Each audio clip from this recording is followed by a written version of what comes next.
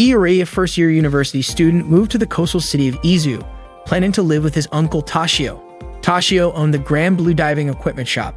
Upon arrival, Tashio invited Iori to explore the shop while he parked the car. Since he was about to start college, Iori decided to stay with his uncle. It had been 10 years since he last visited the coastal city. While enjoying the sea view, Iori suddenly noticed a girl removing her diving suit. Their eyes met. Shortly after, Tashio called him, and Iori immediately went to his uncle. Iori felt he had seen the girl somewhere before and was curious about the kind of people he would meet in his new environment. Opening the door, Iori was shocked to see a group of men playing rock, paper, scissors. These people were far from what Iori had expected in his new surroundings. Tashio welcomed Iori to his shop. Iori quickly asked why there was something strange in front of him, but Tashio mentioned that people always told him the apron he wore didn't suit him. However, that wasn't what Iori was talking about. He questioned why the group of men was completely naked. Tashio explained that this happened every day in his shop. Iori immediately ran out saying he wanted to go home.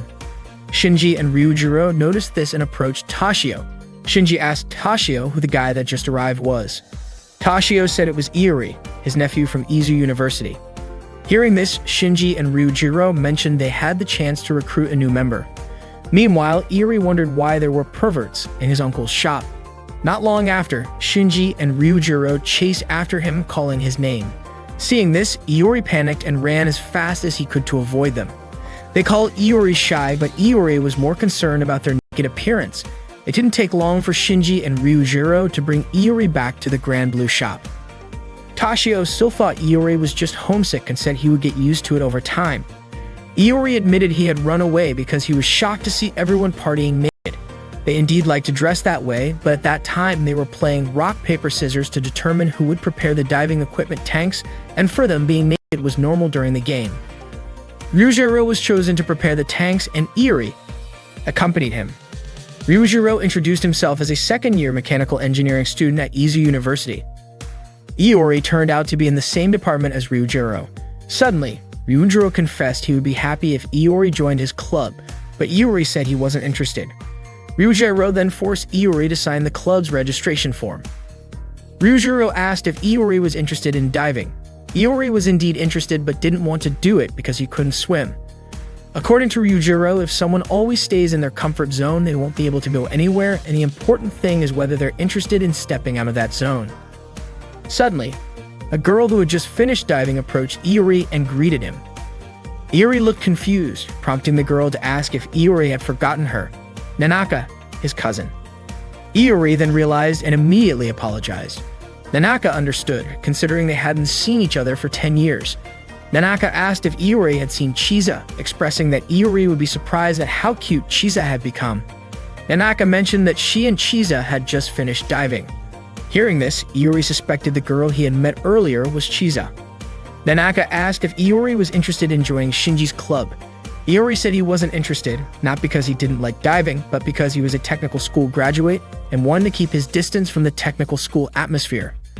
As Iori opened the door to the cafe, he saw a group of men without clothes. Nanaka then told Shinji to keep an eye on Iori. Ryujiro announced that they were holding a welcome party for Iori.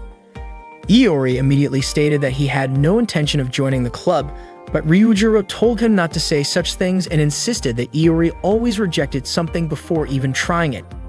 Iori denied it, but Ryujiro pointed out that Iori often complained about things he had never experienced, just like when he said being naked outdoors was bad even though he had never tried it.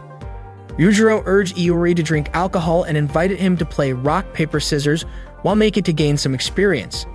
Iori shouted that he had no need for such an experience, but Ryujiro argued that there was no such thing as a useless experience. Shinji also encouraged him to try it, but Iori still refused. No matter how much they tried to persuade him, he refused to be dragged into their insane games. That night, Chisa walked alone, still wondering if the person she had seen earlier was really Iori. Suddenly, memories of her time with Iori 10 years ago resurfaced. When Chisa entered Grand Blue, she was shocked to see Iori among the alcoholics playing rock, paper, scissors. He had even won 3 times in a row and wanted to lose on purpose just to show off. Chisa walked in and Nanaka greeted her. Iori immediately greeted her as well and placed his hand on her shoulder, but Chisa quickly brushed it off. She even considered taking off her clothes just because Iori had touched her. unable to believe how much he had grown into such an idiot. Iori tried to explain that it was not what Chisa thought. He had no idea things would turn out that way.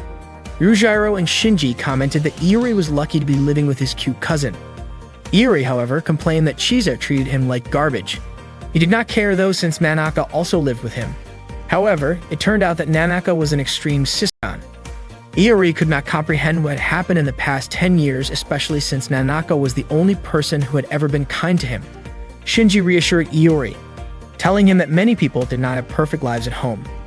Iori agreed with that statement and resolved to live his college life with enthusiasm as compensation. It was already late at night and some people had to leave since they had work the next day and needed to catch the train. Iori was about to go home as well, but Shinji and Ryujiro stopped him from leaving. Iori reasoned that he had orientation at 9 a.m. the next day, but Shinji assured him that he would be fine since they would make sure he would not be late. The next morning, Iori woke up only to realize that he had spent the whole night drinking with Shinji and Ryujiro. He panicked when he saw that his phone displayed 8:45 a.m. To his shock, he had fallen asleep outside, surrounded by a crowd of people who were even taking pictures of him. To make matters worse, he found himself in front of the campus auditorium. Ryujiro and Shinji smiled and told him that he would not be late. Iori had arrived at college filled with high hopes of meeting new people and starting a fresh chapter in his life. However, all of that was overshadowed by a gloomy beginning on his first day. Everyone remembered him as the guy who passed out in front of the auditorium. As Iori walked through campus, he overheard some girls admiring a handsome guy named Kohei. Iori looked at him but immediately lost any interest in approaching him when he saw the design on Kohei's shirt. That day, classes ended and some students were interested in checking out the clubs. Iori approached Chisa and asked if she wanted to walk with him to check them out. Without hesitation, Chisa walked away, reminding him not to talk to her while wearing those clothes. Iori wanted to change clothes but had no idea how to get home. Chisa was about to leave when Iori started following her, asking for directions. Chisa refused, not wanting to be seen walking with half-naked Iori. He then asked Chisa for her clothes. Chisa promptly reported to campus security that a half-naked person was asking her for clothes. Iori shouted that he and Chisa were cousins and should help each other. Chisa asked him not to say that out loud. Iori understood and threatened to tell everyone they lived together if she didn't give him her clothes. Frustrated, Chisa pretended Iori was committing a crime against her, prompting campus security to chase him. Fortunately, Iori managed to hide, still clueless about his wrongdoing. Suddenly, Kohei approached and asked what Iori was doing. Iori explained that the situation was complicated. Kohei offered to help, introduced himself, and asked Iori to explain. Iori said that Chisa wouldn't show him the way home or give him her clothes. Hearing this, Kohei informed campus security about Iori's location, thinking he was stalking and acting indecently. Iori claimed he had reasons, but Kohei ignored him and walked away. Iori then asked Kohei for his clothes, resulting in Iori becoming a fugitive from campus security again. Iori sneaked around looking for someone he knew to ask for help. At that time, there was a club exhibition and Iori hid at the diving club's booth. Nanaka and Ryujiro represented the Peekaboo Diving Club, handing out brochures and recruiting new members. Ryujiro told Iori that the coast was clear. Iori asked Ryujiro to lend him clothes. Ryujiro agreed on the condition that Iori recruited a new member for the diving club. Iori agreed and had a candidate in mind. Kohei was frustrated that there wasn't a club with a harem of high school girls idolizing him. Iori approached and encouraged Kohei not to give up, saying that if he persisted, his dream could come true. That's how the world works. Kohei realized that reality was harsh. Everyone told him he was dreaming and that there were no high school girls on campus, even though he hoped college life would bring his dream to life. Iori said such a place existed. Kohei just hadn't found the door to his dream yet. Iori invited Kohei to join him in opening that door. After joining the diving club, Kohei felt deceived by Iori. However, Iori finally got some clothes after recruiting Kohei. The diving club then started their celebration party. Ryujiro asked Iori what he wanted to drink. Iori requested oolong tea, but Ryujiro gave him vodka mixed with a bit of whiskey. Iori refused to drink it. Shinji wondered why Iori wouldn't drink it, noting that it looked like oolong tea. Ryujiro even showed that the drink could catch fire. Shinji handed Iori a glass of clear liquid that looked like water, but when Iori lit it with a match, it ignited. The diving club members toasted and drank alcohol together, while Iori stepped away and approached Chisa. She attended the event at her father's request and had also joined the diving club. Iori admitted he didn't want to join the club but was promptly dragged by Ryujiro and Shinji to drink with them. Reluctantly, Iori joined them. Shortly after, Kohei offered Iori a drink, but after tasting it, Iori realized it was vodka. Annoyed, Iori slammed his glass down and asked if Kohei was seeking revenge. Kohei said he had no such intention, he was just following their seniors' orders to get others drunk and recruit new members so he would join the club. Iori understood that someone had to make sacrifices and felt responsible for Kohei since he brought him into the club. Iori said he would get drunk alone and that Kohei should stick to drinking oolong tea. Kohei mentioned that Iori had made a beautiful self-sacrifice, but he only realized it was alcohol after taking a sip. Kohei immediately attacked Iori, and they started fighting. Shinji approached them and suggested a laughing contest. The rule was simple: whoever spit out their drink would lose. Iori and Kohei were intrigued by the idea, and all the club members cheered them on. In the first round, Iori had to hold back his laughter while Kohei tried to make him spit out his drink.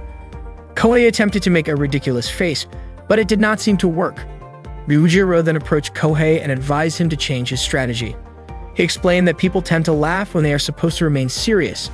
Taking his advice, Kohei decided to reveal something unexpected. He admitted that he used to be an otaku. The moment Iori heard this, he immediately spit out his drink. Kohei remarked that Iori could not hide his surprise, but Iori countered by saying that Kohei was the one who could not hide his otaku nature.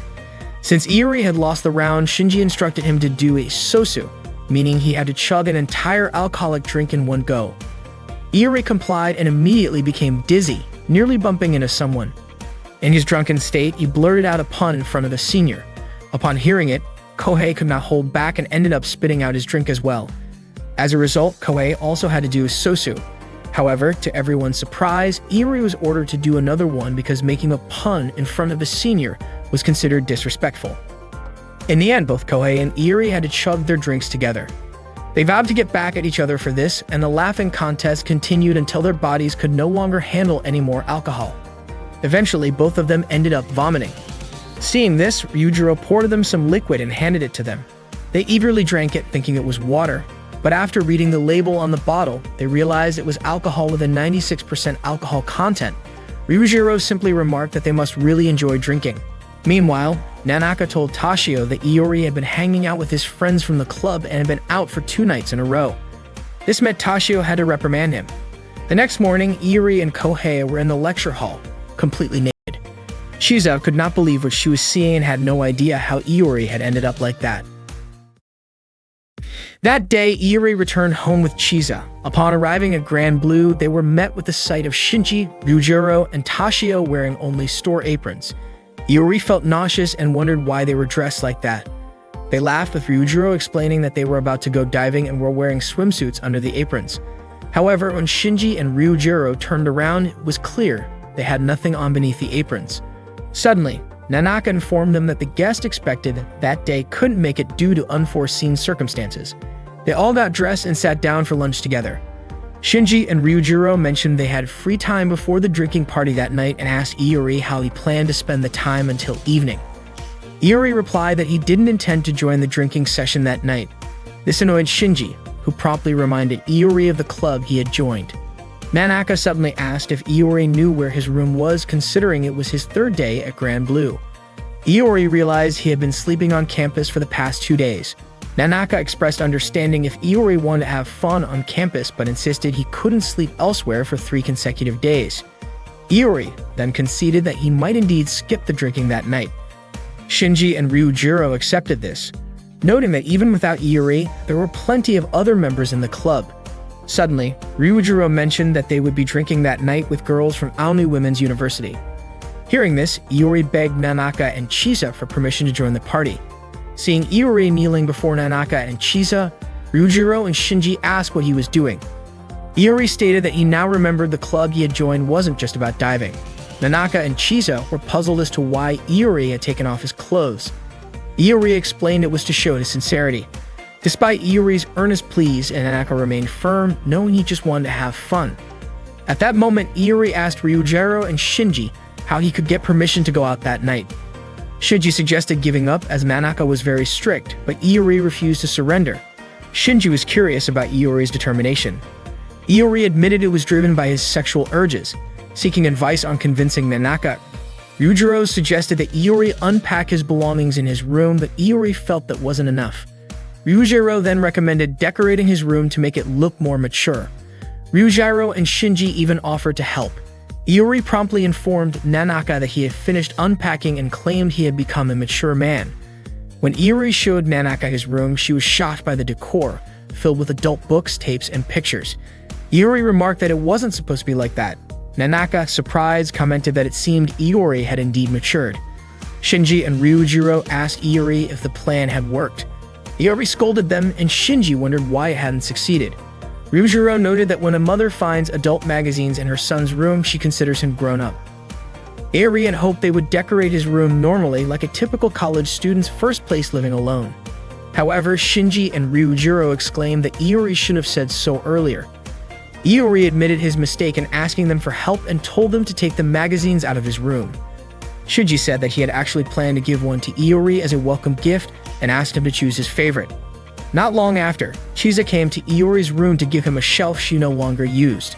However, she suddenly saw Iori and his friends watching an adult film together. Without hesitation, Chisa hit Iori with the shelf she had brought. Iori blamed Shinji and Ryujiro for making Chisa misunderstand the situation. Shinji refused to take the blame, pointing out that Iori was the one who invited them to watch. Frustrated, Iori told them to leave but asked them to leave one tape behind for him. Shinji and Ryujiro refused to abandon Iori in his state of distress. They asked for one more chance to redecorate his room, and Iori decided to trust them. Iori then headed to the store where he ran into Toshio. Toshio asked if something had happened as Chisa looked upset. Iori explained that he was getting a warm welcome from his seniors. Toshio commented that Chisa was not handling the situation very maturely. Suddenly, Nanaka greeted Iori.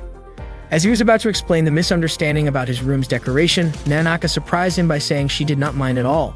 She even mentioned that she had asked for friends, and they told her that it was normal for guys Iori's age. Iori explained that his seniors had been messing with him and that his room's decoration had already been restored to normal. Just then, Kohei was seen returning an adhesive to Toshio. Iori had a bad feeling about his room. His instincts proved right. Kohei had redecorated it entirely with images of loli characters. Horrified, Iori immediately tore down the giant poster.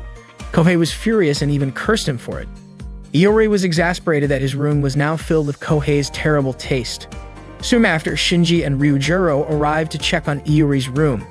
They explained that they had asked Kohei to decorate it since he was also a freshman. However, this was not what Iori had wanted at all.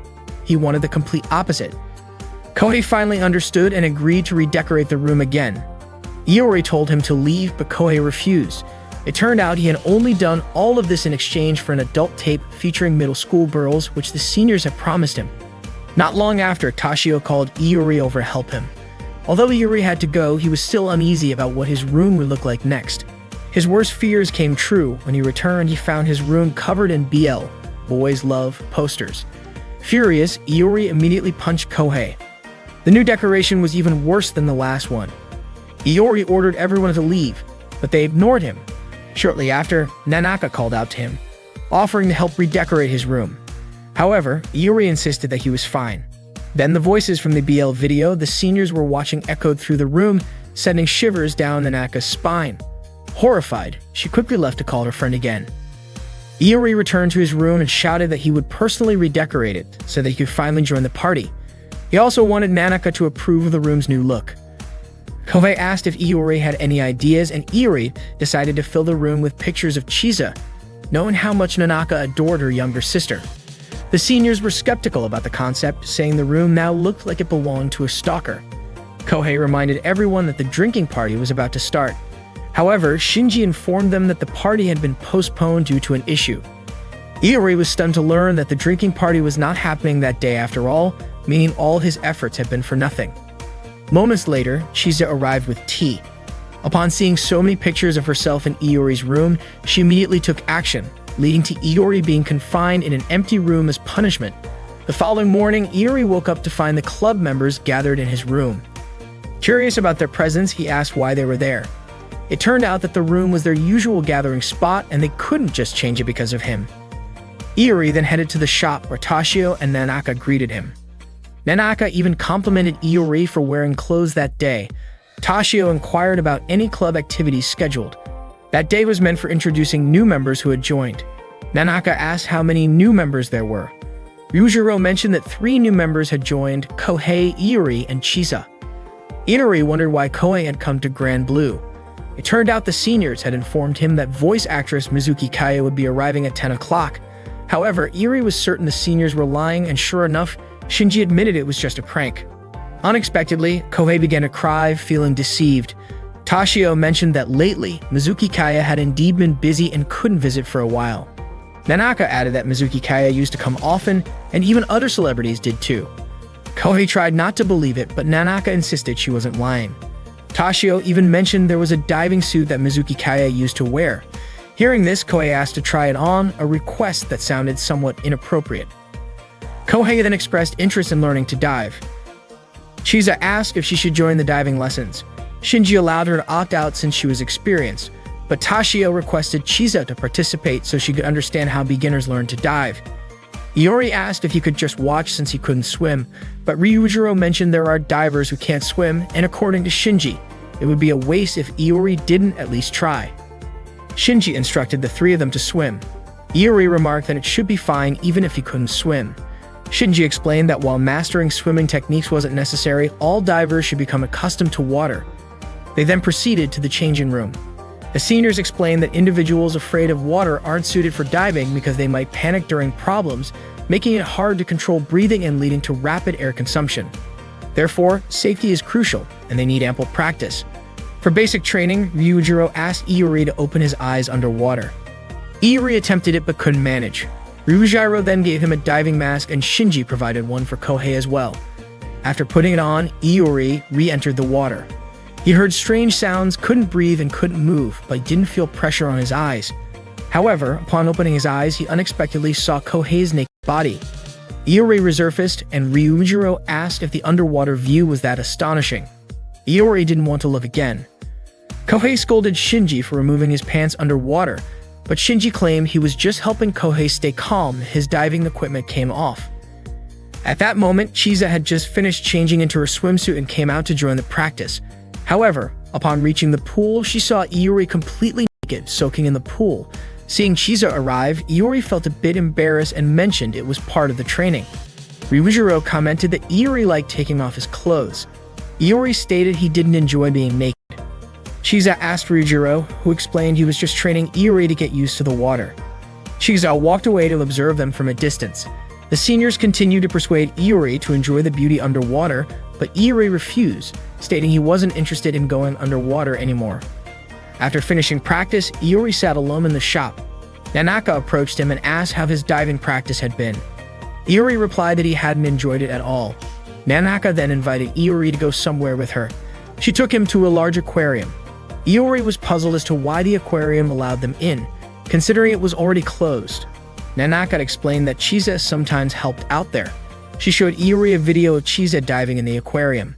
Seeing Chisa's friendly face and sweet smile, Iori remarked that it wasn't how he had imagined her before. Nanaka commented that Iori wasn't good at judging people and that Chisa was actually quite popular. She described Chisa as kind, and although she might sometimes be insincere and clumsy, she was sweet, good-natured, gentle, and had a pleasant scent.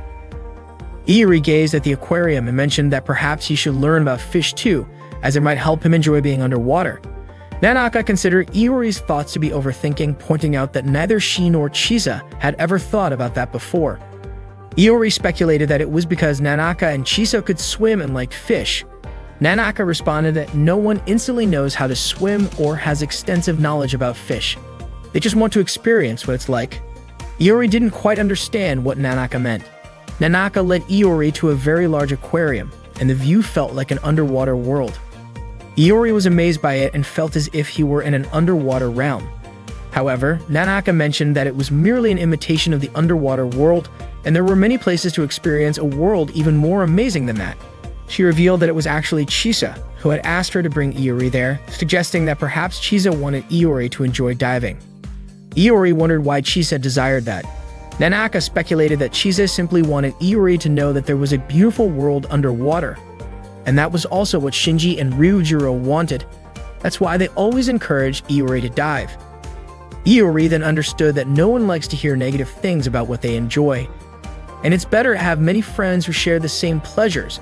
That way it's more enjoyable for both him and them. Nanaka also wanted Iori to understand that although water can be intimidating, there's also a lot of fun to be had. Iori expressed that he was now more interested in the underwater world, which pleased Nanaka. After returning from the aquarium, Iori gave Chizette a keychain as a souvenir. Chizette remarked, asking if Iori hadn't considered how often she went there. Iori explained that the keychain was a token of his gratitude because Chizette had persuaded Nanaka to take him there. Chizette simply wanted Iori not to belittle diving activities, and Iori responded that he would give it a try. Chizette accepted the souvenir and asked how it felt underwater. Iori admitted that he didn't like it yet, but he wanted to get closer to it, which is why he wanted to give Chizette that gift, and he thanked her. Chizette suggested that Iori should have bought something cuter. That night, Iori dreamt of wearing a girl's high school uniform preparing to serve his seniors. Upon waking the next morning, he felt disturbed by the nightmare. He encountered his two seniors carrying a girl's high school uniform, which made him scream as it reminded him of his dream. Kohei wondered why they had given him a boy's high school uniform. Shinji mentioned that it was time to focus on club activities. Chizette approached them and was puzzled to see Kohei and Iori holding girls' uniforms like perverts. Iori insisted it was a misunderstanding, and Kohei explained that the uniforms were for diving. They were unsure how to wear them. Kohei even dressed his Ani-made body pillow in the uniform, believing it could ward off sharks. Shinji and Ryujiro then presented the actual diving equipment, revealing that the high school uniforms were not part of it. Iori and Kohei felt deceived. Shinji explained that diving requires significant funds, and the high school uniforms were a means to generate money. Kohei and Iori imagined how they could use the uniforms to earn money. Iori even envisioned selling himself to wealthy older men, bringing him to tears. Shinji informed them about the Izu Summer Festival, an event at their campus scheduled for May, which included an inter-club male beauty contest. The winning club would receive a cash prize, and they wanted Kohei and Iori to participate. Naturally, Iori and Kohei immediately refused. Ryujiro mentioned that the male beauty contest was called Danken, which sounded like a term for male genitalia. Iori and Kohei were shocked by the inappropriate sounding name. Iori asked if Chizette was aware of it. She had seen it the previous year. Kohei was unwilling to participate in the contest, especially wearing such uniforms and being laughed at. Shinji told Kohei that he was a sweet guy and should use his charm to help the diving club. Iori remarked that this meant they didn't meet him since they already had Kohei. Shinji stated that Iori would participate in the comedy category. Ryujiro asked Kohei and Iori to wear diving suits. That day, the seniors took them to the sea. Iori inquired if Chizette would join them, but she said she was tending the shop. Before Iori left, Chizette asked if he was looking forward to starting college life. Iori admitted he had been, but not anymore. Chizette was confident Iori would enjoy it. Iori trained with Ryujiro, while Kohei trained with Shinji. Ryujiro planned to teach Iori how to breathe underwater. He instructed Iori to place the regulator in his mouth and inhale. Iori tried it and found it very different from regular breathing. It required more effort to take a breath. Ryujiro acknowledged that it might be difficult at first, but assured Iori he would get used to it, encouraging him to try it underwater. Iori did so but soon surfaced, gasping for air. He tried again, but the second attempt was the same. He still ran out of breath. Iori felt scared to breathe underwater, but Ryujiro assured him it was only challenging initially and that he would get accustomed to it over time. Iori tried once more, but this time water entered his diving mask. Ryujiro adjusted the slightly loose mask. Suddenly, Iori noticed two people in a hurry and asked who those customers were. Ryujiro explained they were clients diving before their work commute. Iori was surprised that despite their busy schedules, they were willing to spend their valuable time and money to dive. Ryujiro expressed how amazing the place was. Iori recalled the large aquarium he visited with Nanaka the previous day. Ryujiro admitted he also feared running out of air underwater. He showed the spare regulator and explained it should be given to a friend who runs out of breath. He also mentioned the weight belt always faces the same direction, so it can be quickly removed in case of emergency. The diving equipment is designed not only for the user's safety, but also to assist diving buddies, and it has undergone thorough safety testing. Ryujiro assured Iori that he wasn't alone and that he would be there with him. Therefore, Iori should muster the courage to dive, knowing that Ryujiro would certainly come to his aid if needed. Iori began descending to the seafloor. When his knees touched the bottom, he opened his eyes and breathed calmly. He couldn't believe he had actually done it and didn't feel any discomfort. He discovered an underwater world he had never seen before, referring to it as a new world unknown to him. After the diving practice, Iori immediately approached Chisa, expressing that he now understood how amazing it was to breathe underwater, even though he couldn't swim, and described it as exploring a new world.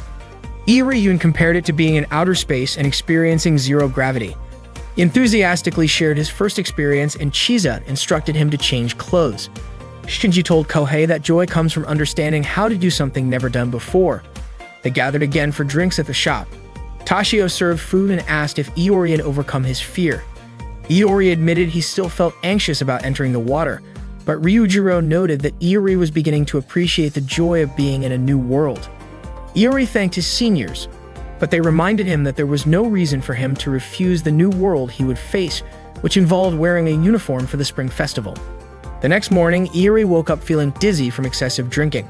Suddenly, a woman pressed his head and told him to go back to sleep. Iori was shocked to see a sexy woman beside his bed and thought it wasn't real. However, he considered that getting drunk and waking up next to a half-naked girl was normal at that time. Iori didn't even recognize who the girl was. Shinji and the others woke up, and Ryujiro mentioned that their club was an inter-campus club and that the girl was Azusa from Aomui Women's University. Iori asked why Azusa was sleeping there. Shinji suggested it was because there was a place to sleep there, but Iori pointed out that he had gone to bed first. According to Shinji, Azusa wasn't concerned about such matters, as evidenced by her clothes scattered around. Iori wondered why a woman would undress in a room full of men. Iori was surprised to see Ryujiro and Shinji dressed that day. It turned out they had activities outside and had invited Azusa. That morning, Azusa cooked okonomiyaki for them. After Kohei tasted it, he found it delicious. The club planned to sell okonomiyaki at the Izu Spring Festival, with the proceeds going to club funding. Therefore, Azusa would teach the new members how to make it that day. Meanwhile, Shinji and Ryujiro went to prepare the equipment, and after finishing, they would all eat together. Previously, Shinji and Ryujiro informed Kohei and Iori about an important matter regarding the Izu Spring Festival. They were actually tasked with persuading Chisa to participate in the women's beauty contest, with a promise that if Chisa won, it wouldn't have to join the men's contest. While learning to cook, Iori and Kohei pondered how to get Chisa to agree, knowing she usually refused to participate in beauty contests. They concluded they needed to catch Chisa off guard.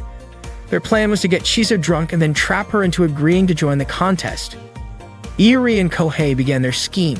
Iori pretended to be hot and asked for a drink, to which Kohei agreed to prepare. Kohei returned with 2 glasses, claiming both contained oolong tea. However, the glass in his left hand held oolong tea, while the one in his right was a mix of vodka and whiskey. Iori took the glass from Kohei's left hand and offered it to Chisa, but she declined, saying she was busy. Suddenly, Azusa grabbed the glass from Kohei's left hand and drank it. Azusa sensed something unusual in Iori's drink, but Kohei insisted there was nothing odd and urged Iori to prove it. Their first attempt failed, so they switched roles. This time, Iori prepared the drinks. Unfortunately, while mixing them, Chisa approached Iori and remarked that his actions were truly awful, suspecting he was trying to get Kohei drunk. Once the food was ready, Azusa tasted Chisa's cooking and found it quite good. As they were eating okonomiyaki, Kohei and Iori suddenly offered Chisa a beer, but she refused. Azusa immediately requested the beer, commenting on how considerate Iori and Kohei were. She also mentioned hearing from Nanaka that Iori and Kohei were amusing, revealing that Azusa was the friend Nanaka often called, so she knew a lot about Iori. Iori then realized that Azusa must be aware of his room's decorations from that time. Accidentally, Iori spilled his drink and Azusa helped him clean up. During this, Iori explained that all the pornographic and homoerotic items in his room were just a misunderstanding. Suddenly, Azusa confessed that she liked both, feeling happy to meet someone with similar interests. Kohei didn't understand their conversation and reminded Iori to continue their mission to get Chisa drunk. Kohei and Iori prepared oolong tea and shaved ice made from alcohol, but fortunately, Chisa declined them. Chisa didn't understand what Iori and Kohei were trying to do, but Azusa questioned why they wanted to get Chisa drunk. They denied the accusation. Finally, Kohei and Iori confessed that they wanted Chisa to participate in the beauty contest, but Chisa immediately refused. They kept pleading, but Chisa remained firm in her decision. Azusa suggested that wasn't the right way to ask, and that they should explain their reason. Iori explained that if Chisa entered the beauty contest, They would get money and wouldn't have to join the men's contest. After hearing their reason, Chisa still refused to participate in the women's beauty contest. That night, Iori and Kohei informed Shinji that they had failed to persuade Chisa, meaning they would have to join the men's contest. Iori asked who had participated in the beauty contest the previous year, and it turned out Azusa had represented the diving club, but was eliminated in the first round because she forgot her swimsuit and only wore underwear, leading to disqualification. Shortly after, the club members started a rock, paper, scissors game. Azusa, who was sitting with Nanaka and Chisa, expressed her desire to join the men. Nanaka was surprised that Azusa was interested in such things. Seeing Azusa approach and express her wish to join, Iori and Kohei were shocked, not expecting that the loser of the game would have to strip. Azusa was already familiar with the rules of the game, and she was not going to end up completely naked since she was a woman. Iori was eager to take the first challenge against Azusa, but before long he lost and was already stripped down. He tried again to take another chance, but once again he lost. Azusa laughed, clearly entertained by Iori's antics. They continued with a speed-based challenge, and Iori showed no signs of giving up. By the end of the game, Azusa had successfully gotten both Kohei and Iori completely naked. Azusa returned to the table with Chisa and Nanaka, commenting on how fun the game had been. Nanaka mentioned how adorable she found Iori and Kohei, though Chisa was confused about what exactly was cute about them. It turned out that Azusa had taken a liking to them. She then asked Shizo why she was not interested in joining the women's contest, considering it was an advantage to be a woman.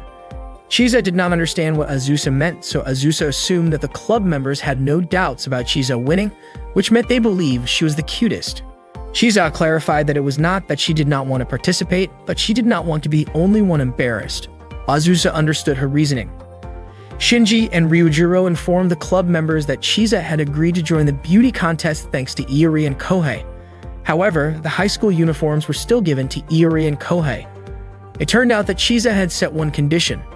If she was going to enter the contest, and Iori and Kohei also had to participate. Upon hearing this, Iori and Kohei immediately started arguing. They were frustrated that all their efforts from the previous day had been in vain, as they were still dragged into the contest.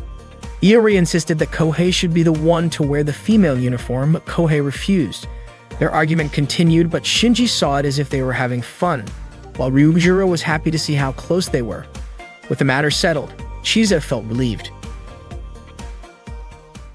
That day marked the Izu Summer Festival, and Iori, Kohei, and Chizo were in charge of running Peekaboo's Okonomiyaki stand. Ryujiro arrived bringing drinks for Iori and Kohei and asked how their stand was doing. Iori responded that everything was going fine, but Kohei suspected they had some competition. Ryujiro pointed out that the neighboring stand, which was attracting a crowd of women, belonged to the Tinkerbell Tennis Club, known for its group of attractive, popular men. Kohei dismissed them as pathetic otaku, while Iori referred to them as pig's blood. Chisa urged Iori and Kohei to stop saying things like that.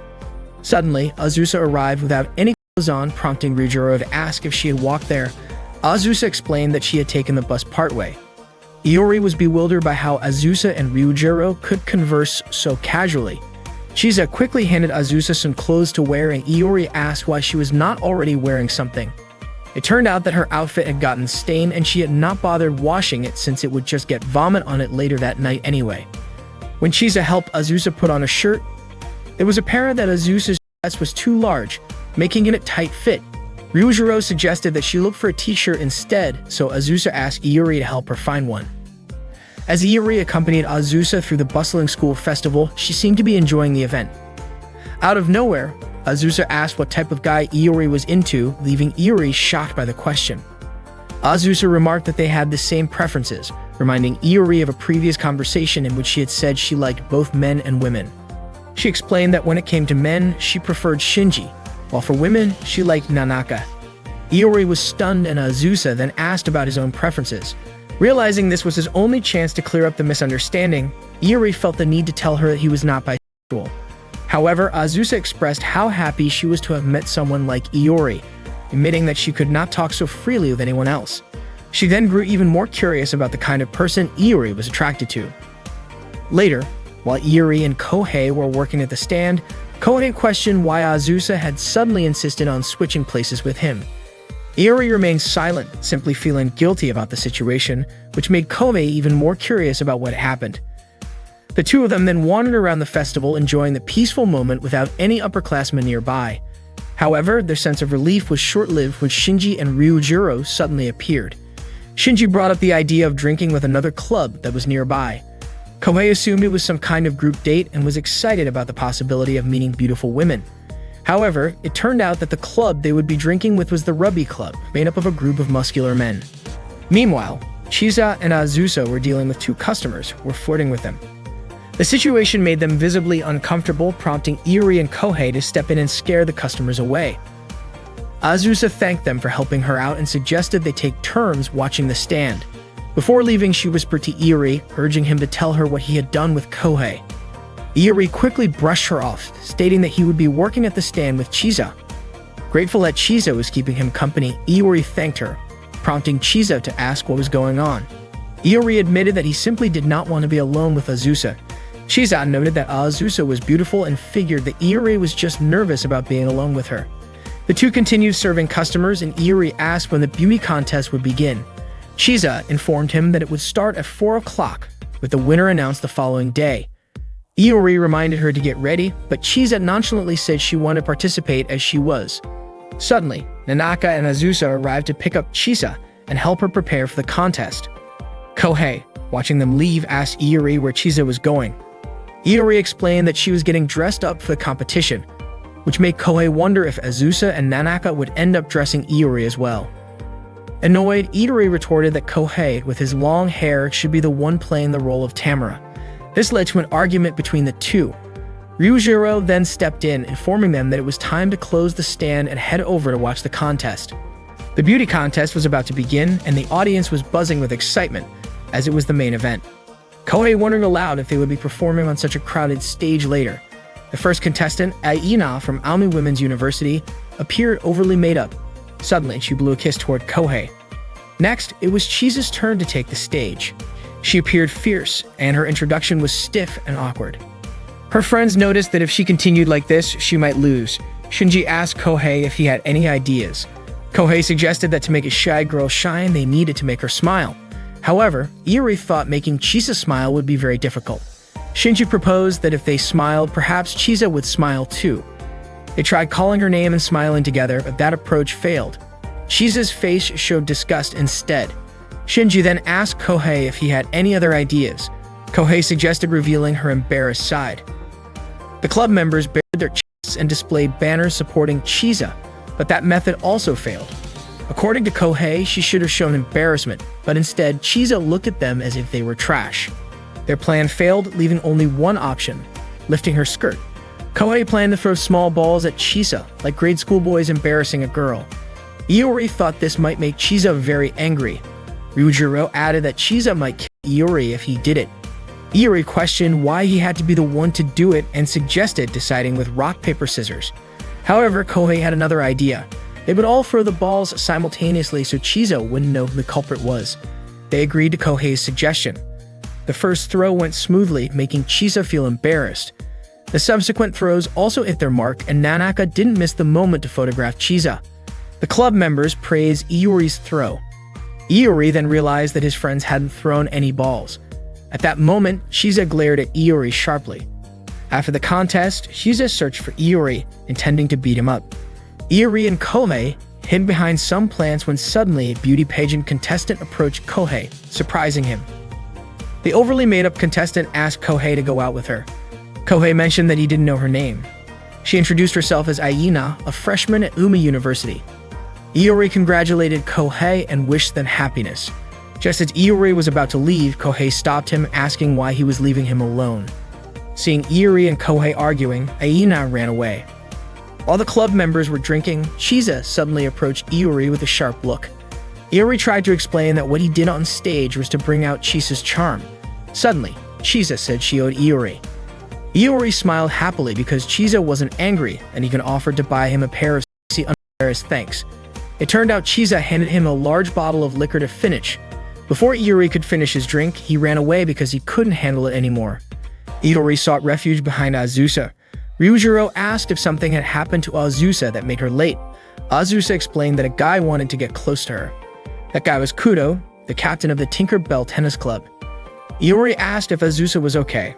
Azusa recounted that she told Kudo to sign up for the male beauty contest, promising to cheer for him in the front row, and when Kudo signed up, she managed to escape.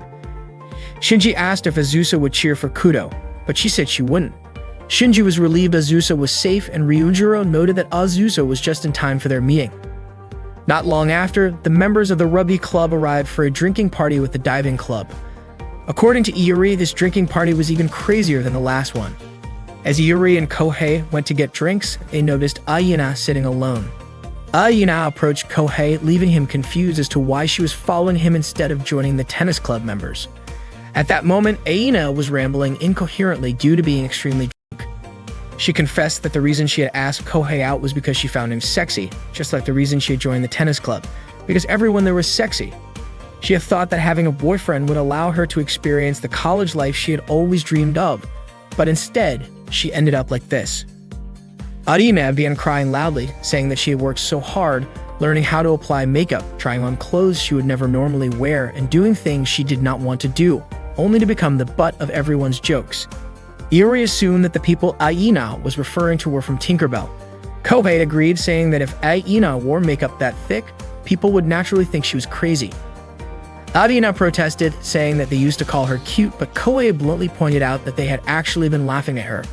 It turned out Aina already knew that. At first, she did not mind being treated like a joke as long as she had friends and could have fun. But after the drinking party following the contest, the Tinkerbell members had told her to go home because they had laughed enough at her expense.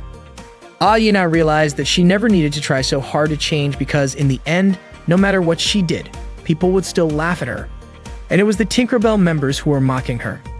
Iori stated that no one is always laughed at, nor is anyone always laughing at others, and he promised to show her something interesting. That night, the men's beauty contest began. The first contestant from the Rugby Club showed off his athletic physique. The next contestant was Kudo, the captain of the Tinkerbell Tennis Club. The audience cheered him on, suggesting that he had many fans. Kudo himself felt he was on a different level compared to the others. Next up was Kohei from the diving club, and the girls in the audience commented that he looked cute. Kudo was curious why Kohei was wearing a high school uniform. He admitted that Kohei seemed decent, but he was confident that he would be the one to win the contest. Suddenly, Kohei approached Azusa and asked her not to date Kudo. Instead, he asked her to date him. Kudo understood that Kohei was trying to attract attention that way, but he was irritated that Kohei had the audacity to use his name without permission. Kudo then approached Azusa and asked her to choose him instead. The audience eagerly waited to see whom Azusa would pick. Then Azusa reached out and took Kudo's hand. Kudo smiled and apologized to Kohei for how things turned out, like he believed that everyone was on their own level and that someone out there was a perfect match for Kohei. Suddenly, Kohei burst into laughter, mocking Kudo. It turned out that the Azusa who had chosen Kudo was actually Iori in disguise. Iori laughed, never expecting that he would turn out to be Kudo's perfect match. Kohei laughed as well, saying that Iori was on the same level as Kudo when it came to being a woman. At that moment, Iori from the Peek-a-Boo Diving Club officially entered the comedy contest. Just as Kudo was about to say something, Iori cut him off, teasing him by declaring that the captain had confessed his love to him. Kohei chimed in, saying that although it was painful, Kudo had to stay strong and he hoped that the two of them would stay together forever. Iori and Kohei then said in unison that they had laughed enough and told Kudo to go home. Iori had successfully demonstrated his point to Aina. The audience erupted into cheers and Azusa praised Iori and Kohei, saying that they had pulled it off.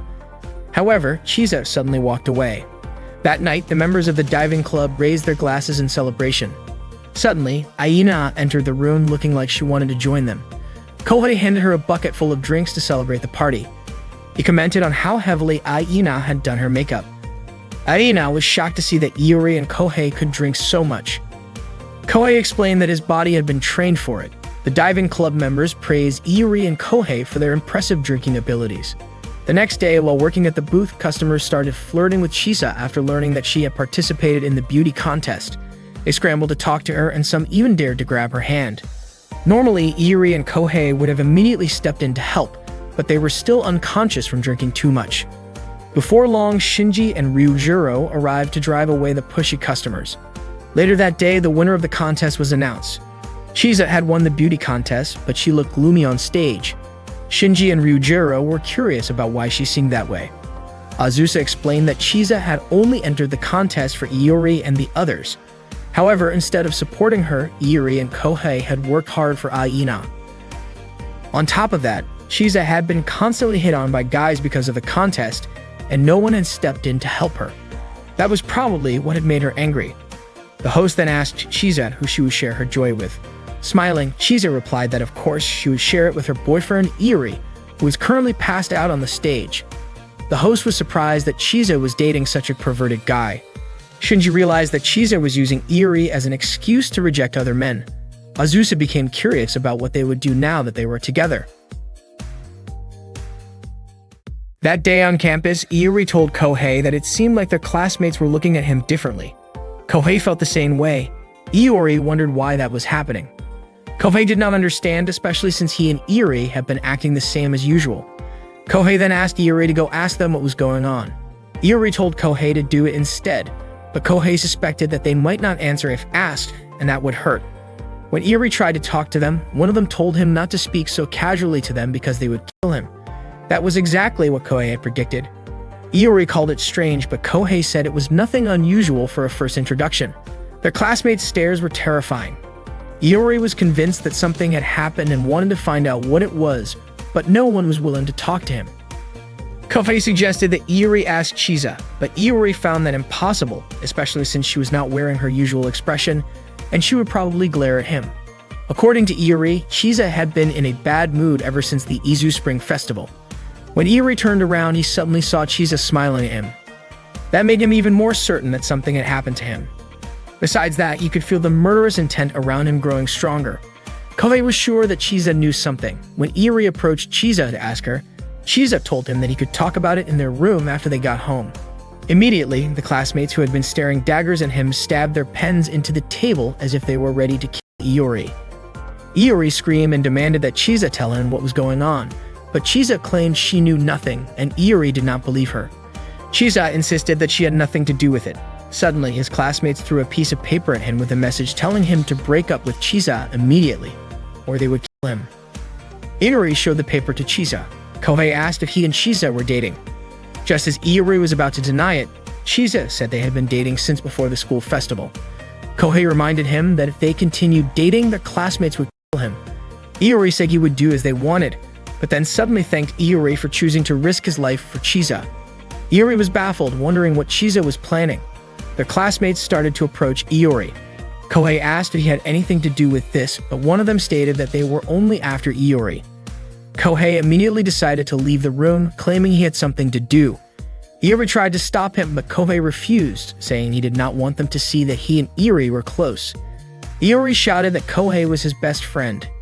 He also yelled that Kohei had started dating a girl from Aomori University named Azusa 2 weeks ago.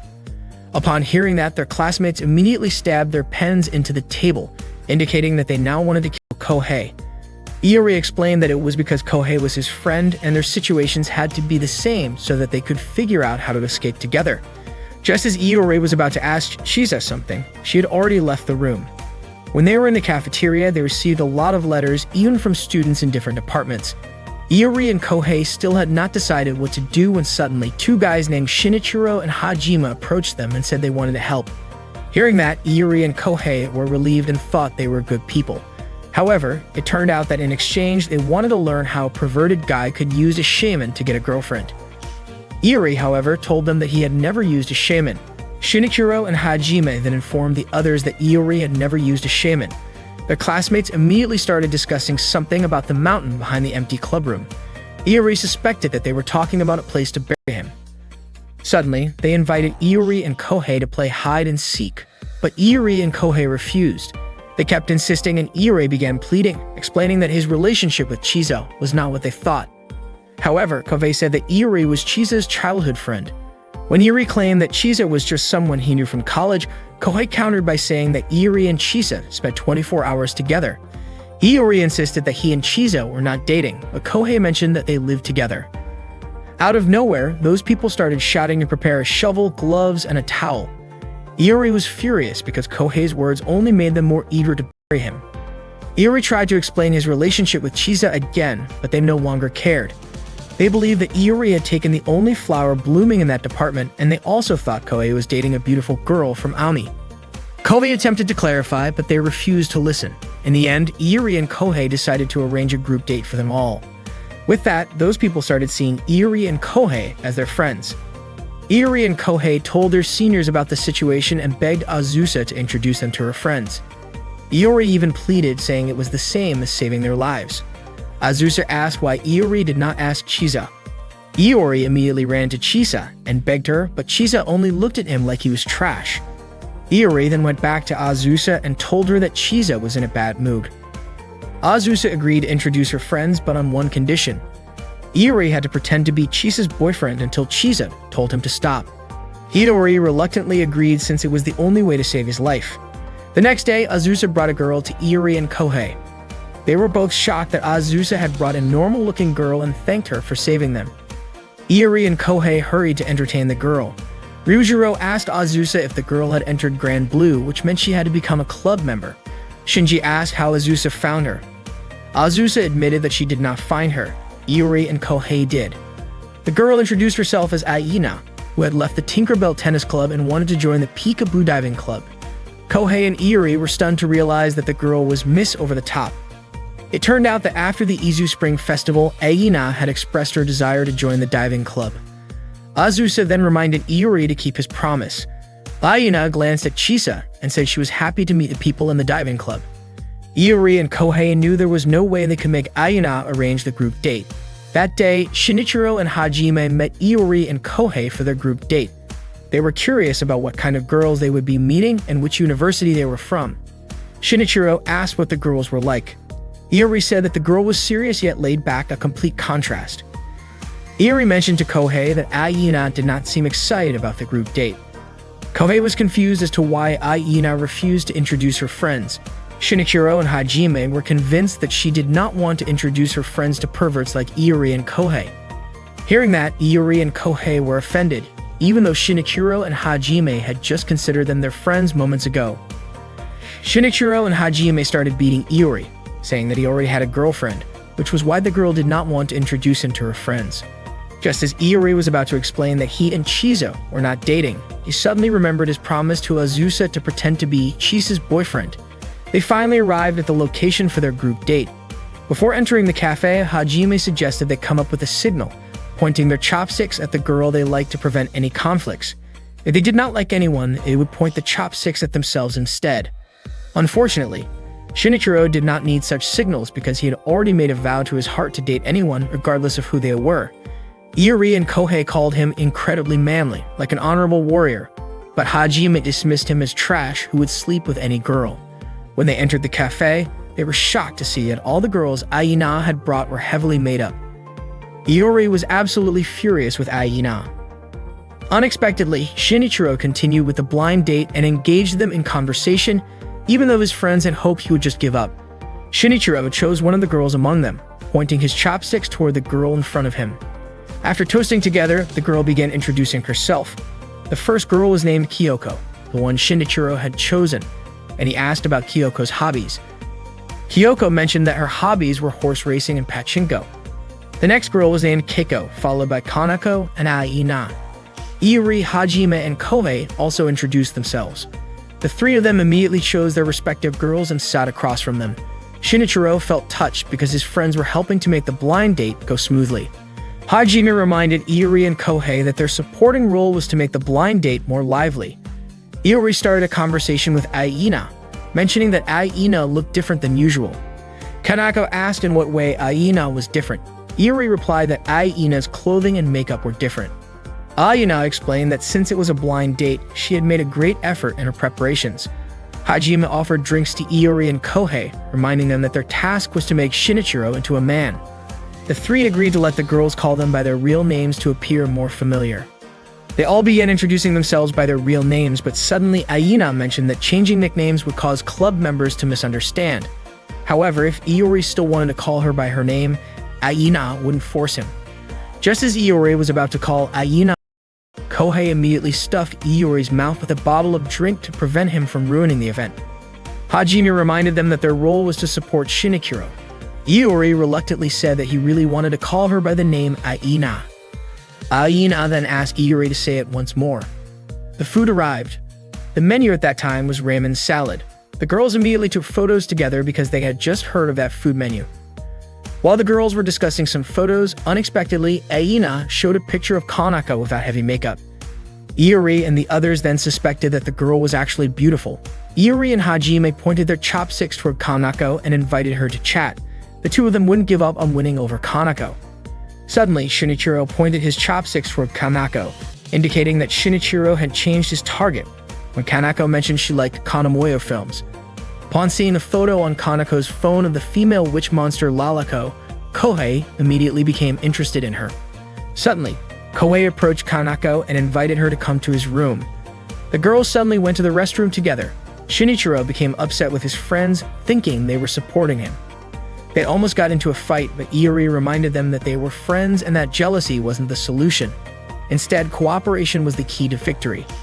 Iori mentioned that if one of them became close, they could have another blind date tomorrow or the day after. Hearing that, everyone agreed and was excited to achieve victory together. Iori approached Kanako. Seeing Iori chatting so closely with Kanako, Kohei and the others felt annoyed. Suddenly, Kohei approached Iori and asked how he and his girlfriend were doing. Iori was surprised by Kohei's jealousy over his success in getting closer to Kanako, especially since he was just one step away from achieving his dream of having a girlfriend in college. However, to his surprise, Kanako did not react at all after finding out that Iori had a girlfriend. Aina invited her friends to order dessert. Iori wondered if Aina was helping him, but it turned out that Kanako said Aina had already told her that Iori had a girlfriend. The blind date came to an end, and the girls thanked Iori and the others. In the end, nothing came of the blind date. It was just a waste of time and money. Iori asked his friends if they had heard what was said after they turned around, and it turned out that the girls had called them a zoo. Unwilling to be called animals, they countered by calling themselves street performers. Regretting that they had arranged the blind date, they immediately decided to go drinking together because there was no way they could go home in such a state. That night, Kyoko asked Aina if what they had done was enough. Aina apologized for making them do that to help her. However, Kanako said that wearing makeup like that was fun, and Keiko also thanked Aina for letting them copy the report. Kyoko mentioned that maybe there were some nice guys at that time, but since they looked so overdone, it was understandable. Aina said it was fine because it was not the first time they had seen them like that. She then asked if guys who did not care about appearances were not every girl's dream. Her friends laughed and told her that she had been watching too many dramas. Meanwhile, Iori and the others were getting drunk. He lamented that if his friends had not interfered, Kanako would have already been his. However, Kohei told him it was too late to complain. Hajime even reminded them that they were all friends and Shinichiro would never forgive a traitor. That day, while at the cafeteria, Iori begged Chisa to stay by his side, but Chisa refused. Iori kept pleading, but Chisa continued to reject him and told him to give up. It turned out that Iori wanted Chisa to sit next to him and let him see her answers during the upcoming German exam. Iori then told his three friends that he had failed to persuade Chisa to let him cheat. Shinichiro mentioned that if they failed the German exam, they would be in trouble. No matter what, Iori and his friends had to find a way to pass because there was no time left to study. The exam was about to start soon. Iori shrank a copy of his notebook to make cheat sheets for the exam. After printing them out, the only thing left to do was figure out how to hide them. Yu and Kenta approached them and asked for the cheat sheets. Iori wondered why he always attracted losers like them. Yu hid his cheat sheet inside his pencil case. Shinichiro hid his behind a water bottle label. Kohei tucked his inside a towel. Hajime hid his in the clip on his arm. Iori placed his behind his fan, and Kenta stuffed his inside his shirt. After that, they all encouraged each other to pass the German exam together. As the German exam was about to begin, the German lecturer instructed them to remove their pencil cases from their desks. This meant that Yu could not cheat. Yu immediately signaled Shinichiro for help, but shortly after, the lecturer also banned eating and drinking during the exam. Hearing that, Shinichiro gave up and begged Iori to help him instead. Iori wondered why the others seemed so relaxed. The lecturer announced that the exam would start at 1 o'clock and that those who finished early could leave. Two confident students left right away. It turned out they had already given up on the exam. A little later, Iori noticed Hajime panicking because his cheat sheet had become unreadable due to sweat. Kohei suddenly realized that Shumikawa was not in class. It turned out that Shumikawa had skipped school and had messaged Iori earlier to ask what would be on the exam, but Iori had refused to tell him. Iori and the others planned to work together because some of them could not use their cheat sheets. Kenta, whose cheat sheet was still safely hidden inside his shirt, was about to help. Unfortunately, as he pulled his collar, the paper flew straight to the front of the lecturer's desk. When the lecturer asked about the paper, Iori and the others immediately pointed at Kenta, exposing him for cheating. The lecturer quickly realized that none of them could actually answer the exam questions. Iori complained that the questions were too difficult. The lecturer then decided to give them a bonus question. He instructed them to write a new question on the back of their exam papers and translate it into German. The first question was arthritis, the second was a man holding a banana while naked, and the last was James Thomas. They were all baffled by how absurd and difficult the questions were. Iori and his friends ended up scoring between the low teens and 20s on their exams. Their grades were terrible, and they knew they had failed. Suddenly, the lecturer announced to those with bad scores that if they had more than 10 points, they passed, and if they had more than 20, they got an A. Hearing this, Iori and his friends felt relieved, thinking they were saved. Unfortunately, when Iori read the note on the back of his exam paper, it said, "You are stupid for using a cheat sheet and still getting a bad score. You need to take a remedial exam." After classes, Iori and his friends gathered at Grand Blue. Ryujiro asked about the blind date from the previous day. Iori described it as a disaster and showed photos of the overly made-up girls. Aina mentioned that she and her friends had made an effort and that Iori and the others should be grateful. Hearing that Aina wanted to join their club, Kohei inquired if she knew what kind of club it was. Aina replied that it was a diving club and she wanted to try it because she thought it was an adult hobby. She was interested in the feeling of swimming in the sea and seeing various types of fish. She also liked the idea of diving on tropical islands with college friends as it seemed like a TV drama. Iori and Kohei in unison said that if that was her reason, Aina shouldn't join the club, but they were just joking. Shinji and Ryujiro called Aina to introduce herself at their club's new member welcome party. Aina introduced herself, saying she was interested in diving but had never tried it and wanted to learn a lot from that point on. Before she could finish her sentence, she was shocked to see the club members taking off their clothes. Aina asked Iori and Kohei why they were undressing. Iori and Kohei told Aina not to be so surprised since she had seen it during the Izu Spring Festival. Aina then realized they were naked not just because of the post-festival party. She was also surprised to see Azusa undressing. Aina thought Chisa was the only normal-minded person in the club. At that moment, Chisa was sitting on Iori's back. Shortly after, Nanaka arrived with drinks and told Chisa to get off Iori's back. Aina felt relieved and considered Nanaka to be a normal person in the club. Not long after, Aina saw Nanaka pick up Chisa's leftover drink and immediately sip it. Aina wanted to ask Iori and Kohei about it, but Kohei asked her to pretend she didn't see it. Soon, Shinji and Ryujiro pulled Iori and Kohei to toast together. Chisa asked Aina if she was interested in diving, and Aina admitted it, which made Chisa happy. Chisa, Aina, Nanaka, and Azusa chatted together. Nanaka mentioned that Aina was the only person who joined the diving club out of genuine interest. Aina asked what equipment was needed for diving. Just as Chisa wanted to show her book, Azusa said that as a beginner, Aina could just rent equipment. Nanaka said the most important thing was for Aina to prepare a towel and swimsuit. Hearing the word swimsuit, Aina felt embarrassed, which made Nanaka laugh. Azusa told Aina not to feel embarrassed. Aina realized they weren't embarrassed because they were used to diving. Suddenly, Aina was startled by the sight of the male club members enthusiastically lifting their naked friend. Aina felt there was no normal person in the club. She suddenly shouted that it was her welcome party and asked everyone to put on clothes. That night, they ran out of sake. Aina offered to buy more and Chisa agreed to accompany her. Before leaving, Aina ensured that the club members would keep their clothes on. Iori and Kohei mentioned that Aina should start getting used to the club's ways. Azusa noted that Iori and Kohei adapted quickly. Kohei suddenly saw a package of bamboo shoots and asked who bought them and why they didn't buy mushrooms instead.